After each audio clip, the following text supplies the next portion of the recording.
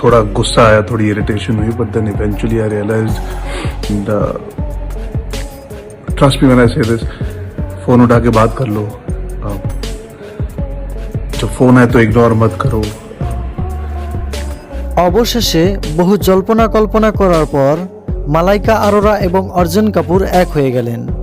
শুক্রবার রাতে দুজনকে একসাথে দেখা গেল একই গাড়িতে, একসাথে ডেটে যেতে দেখা গেল মালাইকা আরোরা ও অর্জুন কাপুরকে।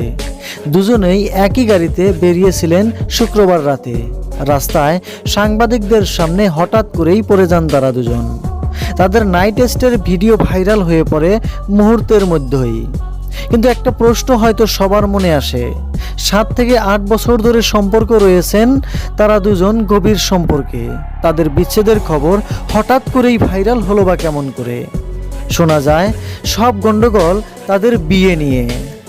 একজন বসতে চান বিয়ের পিঁড়িতে, অন্যজন এখনোই সে পথে হাঁটতে নারাজ, ফলে মনোমালিন্য লেগেই থাকতো তাদের দুজনের।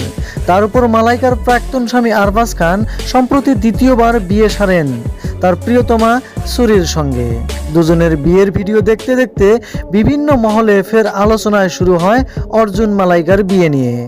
মালাইকা কয়েকদিন নিজেকে গুটিয়ে নিয়েছিলেন সব কিছু থেকেই। অর্জুন কাপুর আর মালাইকা আরোরা বলিউডে আলোচনার মূল কেন্দ্রবিন্দু না হলেও কোনো না কোনোভাবে তারা এসে পড়েন লাইমলাইটে, আর পিছনে রয়েছে তাদের প্রেম।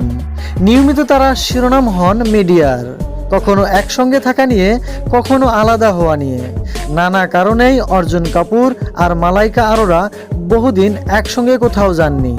সুপ্রিয় দর্শক, আবারও মালাইকা আরোরা ও অর্জুন কাপুরকে একসঙ্গে দেখে আপনার কেমন লেগেছে তা কিন্তু কমেন্ট করে জানাতে ভুলবেন না আপনার মন্তব্যটা।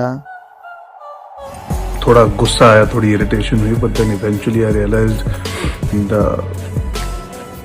Trust me when I say this, phone उठा के बात कर लो। जब फोन है तो इग्नोर मत करो।